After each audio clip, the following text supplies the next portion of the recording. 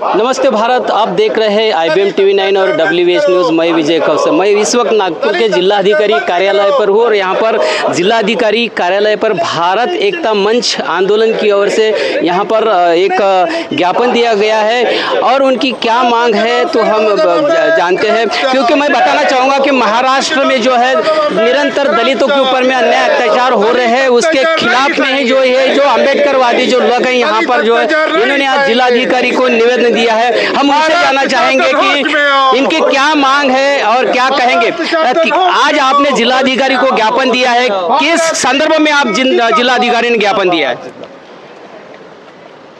पूरे महाराष्ट्र में ही नहीं तो देश में हाल ही में दलित, आदिवासी, बौद्ध, धार्मिक अल्पसंख्यक समुदाय के ऊपर लगातार अन्याय अत्याचार की घटनाओं में बढ़ोतरी हो रही है।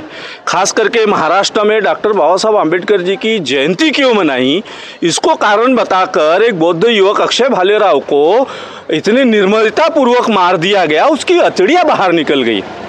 कितना द्वेष! एक हिना मेसराम अकोला की रहने वाली बम्बई के वसति गृह में पढ़ रही थी, उसके साथ बलात्कार कर दिया जाता, उसका खून कर दिया जाता। हमारा मातंग समाज का तब घाले रेनापुर का रहने वाला, उसको मात्र 3000 रुपये के लिए उसकी आंखों में मिर्ची का पाउडर डालकर उसको रॉड से बेदम पीटा जाता, मार दिया जाता। 12वीं में पढ़ने वाला 17 वर्षीय लड़का रोहित गायकवाड़, उसको कल्याण से उठाकर उन्मादी भीड़ उसके ऊपर झूठा आरोप लगाकर उसको बेदम मारती है, पब्लिक मारती है और उसको जमीन चाटने पे और जूते चाटने पर मजबूर कर दिया जाता है। इस देश में दलित आदिवासियों को लिए रहने के लिए जगह है कि नहीं?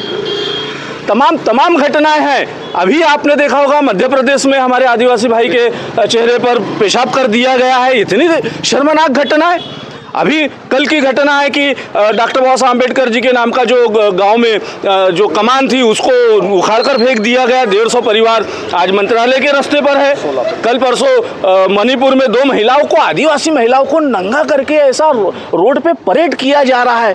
इस देश के अंदर में कानून व्यवस्था है, क्या लगता है आपको? क्या लगता है इसमें जो है सुरक्षा देने में सरकार असफल है? सुरक्षा देने में सरकार असफल है, कानून व्यवस्था ध्वस्त है और सरकार इसलिए असफल है क्योंकि उसकी मानसिकता दलित, आदिवासी और धार्मिक अल्पसंख्यक लोगों के खिलाफ में है, इसलिए वो फेल है पूरी तरीके से। आप क्या बताओगे? आप भी यहाँ पर आज आए हैं, जिलाधिकारी को निवेदन दिया है, क्या बताओगे आप?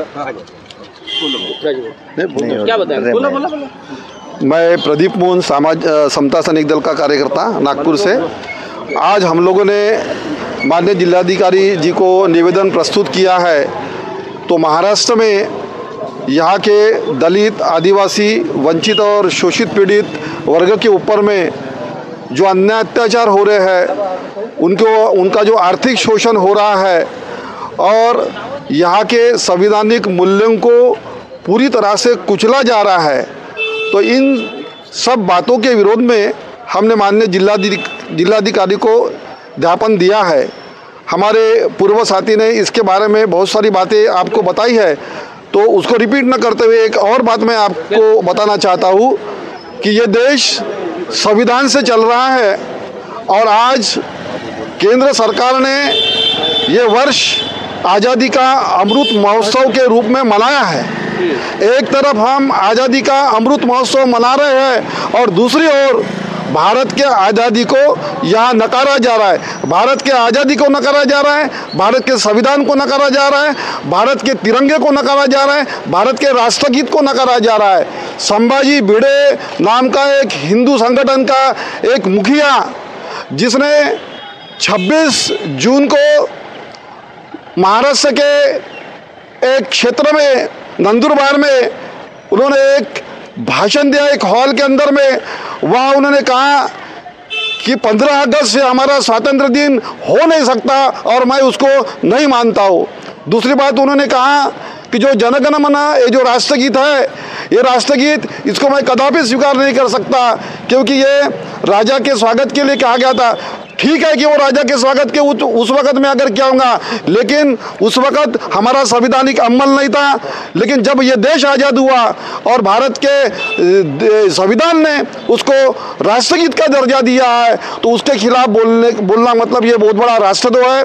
उसी तरह तिरंगा ये हमारा राष्ट्रध्वज नहीं है, ये भी बात संभाजी भिड़े ने कही है, तो ये राष्ट्रध्वज का बहुत बड़ा अपमान है। तो इस प्रकार का राष्ट्रध्वज जिस व्यक्ति ने किया है, उसके ऊपर में महाराष्ट्र शासन, महाराष्ट्र का गृह मंत्री, महाराष्ट्र का मुख्यमंत्री किसी भी प्रकार की कार्रवाई नहीं कर रहा है। मतलब ये देश संविधान से चल रहा है क्या, ये हमारा सवाल है। दूसरी बात, जिस तरह से अन्य अत्याचार यहाँ के शोषित, पीड़ित, वंचित और दलितों के ऊपर में हो रहे हैं, तो हमारा कहना है कि इस देश के जो सवर्ण है वो यहाँ के निवासी है और हम यहाँ के निवासी नहीं है क्या?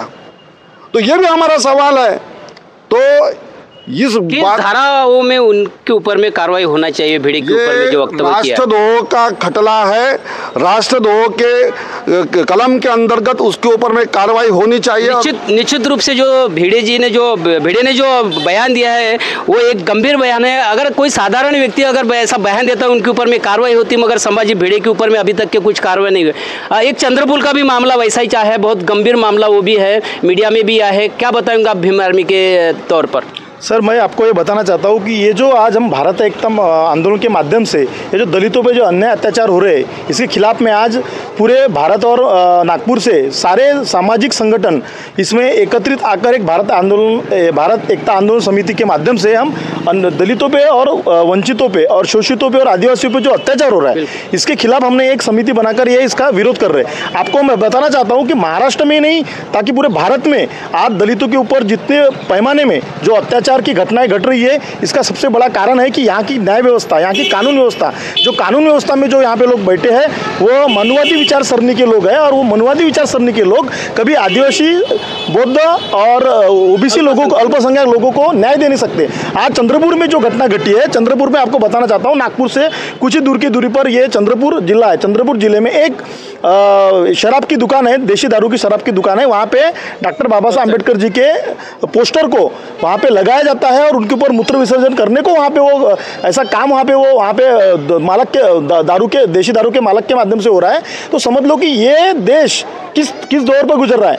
मतलब जहाँ पे बाबा साहब अम्बेडकर की चळवळी का जो ठिकान बोलते हैं वो नागपुर है, और नागपुर के पास से दीक्षा भूमि में बाबा साहब ने दीक्षा ली है। उस ठिकान पे अगर ये ऐसी घटनाएं घटती होगी तो इसमें सबसे बड़ी यही बात है कि यहाँ की सरकार और यहाँ की जो बनी हुई कानून व्यवस्था ये सीधी आदिवासी, बौद्ध और पिछड़े और अल्पसंख्यक लोगों के खिलाफ है। अगर यह कानून व्यवस्था दुरुस्त सुधारी नहीं जा सकती तो भारत एकता मिशन आंदोलन के माध्यम से सारे संगठन उसका विरोध करेंगे। निश्चित रूप से यहाँ की जो कानून व्यवस्था है वो दलित आदिवासियों के ऊपर में ध्यान नहीं दे रही है, ऐसा है आज यहाँ पर आरोप लगाया।